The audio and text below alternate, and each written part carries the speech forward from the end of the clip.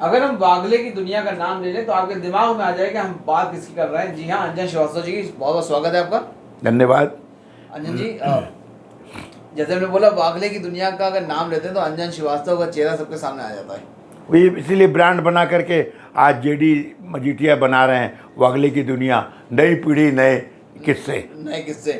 तो आप हम और भी चीज़ें पूछेंगे, लेकिन आपसे पूछें, आपका इतना लंबा सफ़र रहा है फिल्म इंडस्ट्री का, और शायद ही बहुत कम लोग जानते होंगे कि आपने बीकॉम एलएलबी सब किया हुआ है, और जब आप जिस एज में आपने ये सब किया था उस वक्त पढ़ा लिखा होना बहुत बड़ी बात थी। उस टाइम पे इतना ज़्यादा पढ़ा लिखा होना बहुत बड़ी बात थी।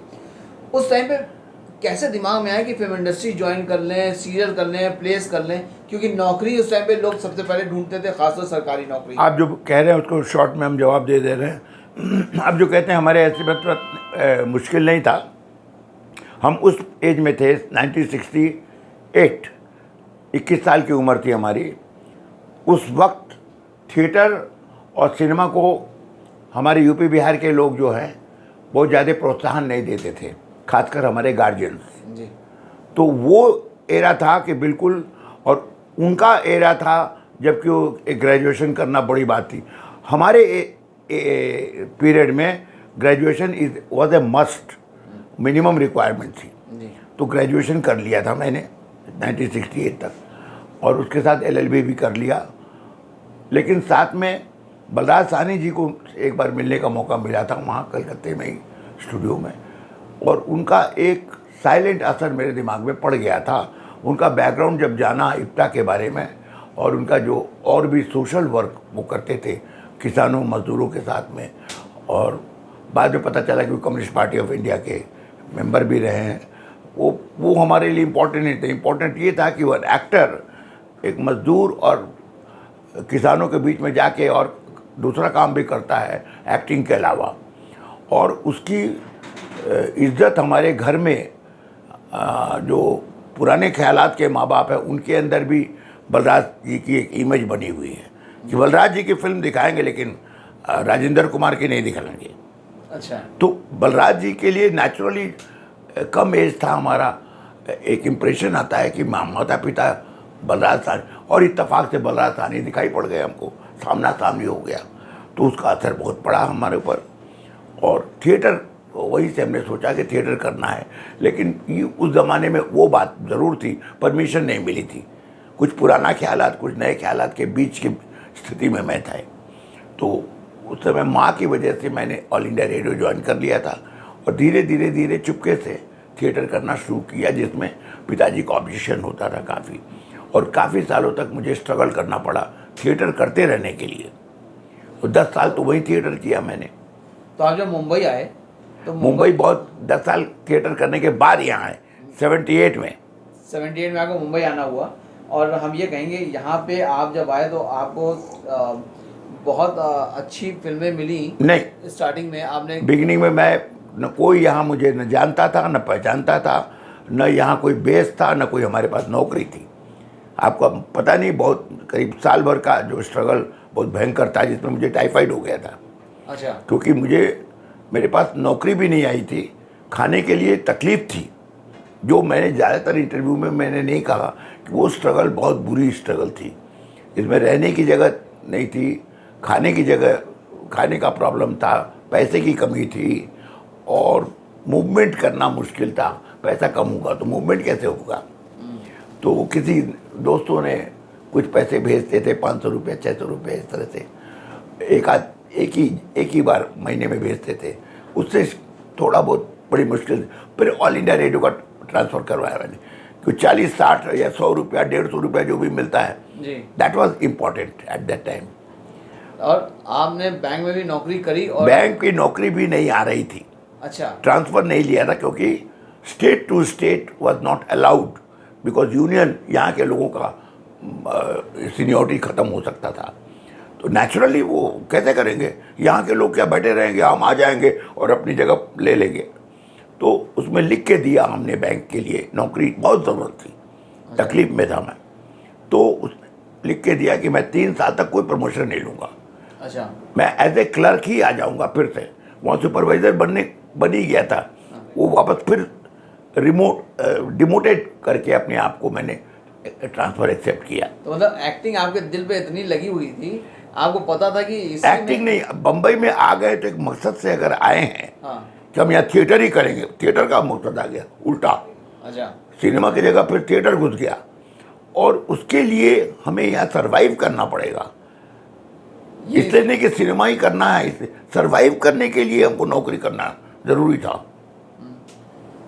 आप अगर सरवाइव ही नहीं करेंगे, कोई रहने खाने पीने की तकलीफ होगी, मूवमेंट की तकलीफ होगी, तो आप यहाँ इस लाइन में क्या करेंगे? आप कोई आपको घर के तो बुलाएगा नहीं कि आप स्ट्रगल कर रहे हैं, आ जाइए। तो नुक्कड़ बड़ा मशहूर सीरियल था आपका।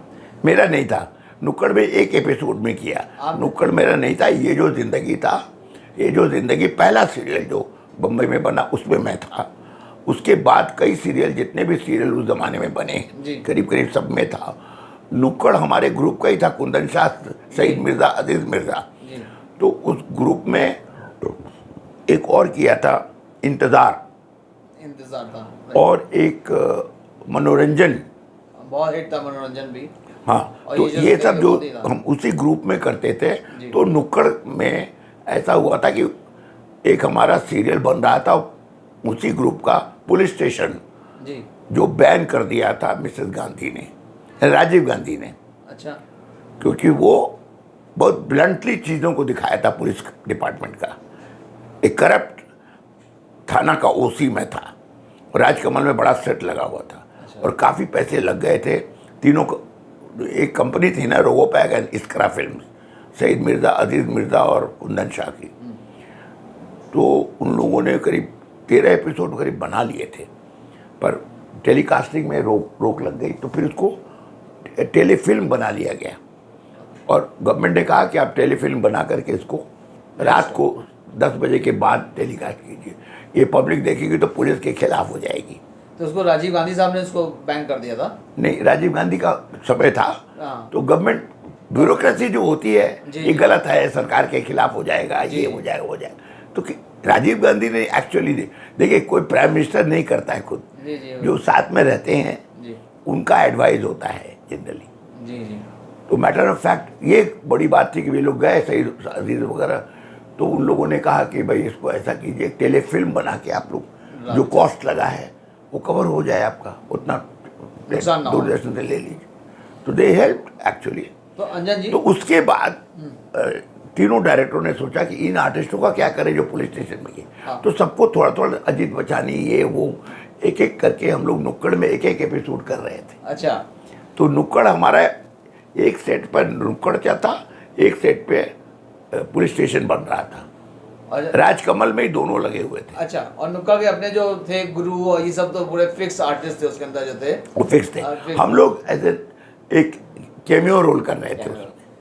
उसके बाद कुंदन के साथ हम लगातार करते रहे, हर सिनेमा, हर टेलीविज़न, हर टेलीफिल्म, तब से कुंदन का साथ रहा। और तब जब वागले जब आया तो नेचुरली कुंदन लास्ट शो था, बहुत बड़े बड़े आर्टिस्ट आके गए उसमें जी। नाम नहीं लूँगा मैं, वेल नोन आर्टिस्ट रहे हैं, सबको आर.के. लक्ष्मण ने कैंसिल कर दिया। अच्छा। ये आर.के. लक्ष्मण का था, कुंदन के हाथ में भी नहीं था, दुर्गा कोटे प्रोडक्शन के हाथ में भी नहीं था। आपको उसकी हिस्ट्री जाननी होगी वागले की। कब ऐसा वो वक्त कब आया जब आपकी जेब जो खाली हुआ करती थी उसमें पैसे, जिधर हाथ डालो वहाँ पैसे मिलने लगे आपको? हाँ, अब इप्टा थिएटर ग्रुप से काम करते करते करते वहाँ तो 50 रुपये बहुत मुश्किल से मिलता था। लेकिन लोगों की नज़र में एक बात है, जो संस्था इप्टा है उसका कोई मुकाबला नहीं है। और वहाँ जो बड़े बड़े धुरंधर लोग थे जिस समय, I was lucky to get Kaifi Azmi, M S. Sathyu, A K. Hangal, वो पूरा माहौल ही, वहाँ खयाम साहब आ रहे हैं तो वो सलील चौधरी आ रहे हैं, मतलब एक एटमॉस्फेयर अलग है जो एक्चुअल एक्टरों के लिए चाहिए। या I was lucky to get that with the grace of my guru, जिनको मैं मानता हूँ। तो हम ये कहते कौन से ऐसे जब चीज़ें आपकी ज़िंदगी में आई? सत्यू ने कहा कि ये लड़का, इस लड़को इधर आओ, इसको बकरी कराएंगे, वो कैरेक्टर दे दो, इंदिरा गांधी वाला दे दिया उन्होंने प्ले में, कर्मवीर। तो इस तरह से सत्तू साहब के 6-7 प्ले किए लगातार हमने। जी और लेट RM सिंह थे मेन पुराने जो डायरेक्टर थे। जी। आपको इप्टा के बारे में जानना पड़ेगा, तब आप समझेंगे ये सब नाम क्या है। नहीं, हम बात समझ रहे हैं आपकी। हमें रुपया कब आना शुरू हुआ, जो एक स्ट्रगल चल रहा था रुपए का, वो कब आना शुरू हुआ आपके पास? मीन जो वो हमने struggle रुपए की तरफ पीछे ध्यान नहीं दिया। हमारा किया। काम चल रहा है, हम एक्टिंग कर रहे हैं, थिएटर कर रहे हैं, सिनेमा कर रहे हैं। कोई रवि टंडन आ गए बैंक में नौकरी करने, नौकरी भी आ गई हमारी। नौकरी आ गई तो फिर थोड़ा पैसे का तकलीफ दूर हो जी। गया, खाना पीना का हो गया, रहने का जगह हो गया। नौकरी आपने आखिरी तक छोड़ी नहीं, आपने रिटायरमेंट लिया 99 में, ना आखिरी तक नहीं, बीच में छोड़ा। VRS ले लिया आपने? VRS जो गोल्डन सेकंड होता है उसके पहले 1 साल पहले निकल गया, तो करीब 10-12 लाख का नुकसान हुआ होगा। लेकिन पेंशन मिलती है मुझे अभी भी। अच्छा अच्छा, आपने जो है इतने सारे ऑलमोस्ट सारे आर्टिस्ट 31 साल नौकरी की। 31 साल नौकरी में पेंशन तो हमारे इलाहाबाद बैंक में ही था, अच्छा और कहीं नहीं, इलाहाबाद बैंक में उतना ही था। 1 मिनट नहीं, मैं 1 मिनट रखता हूँ।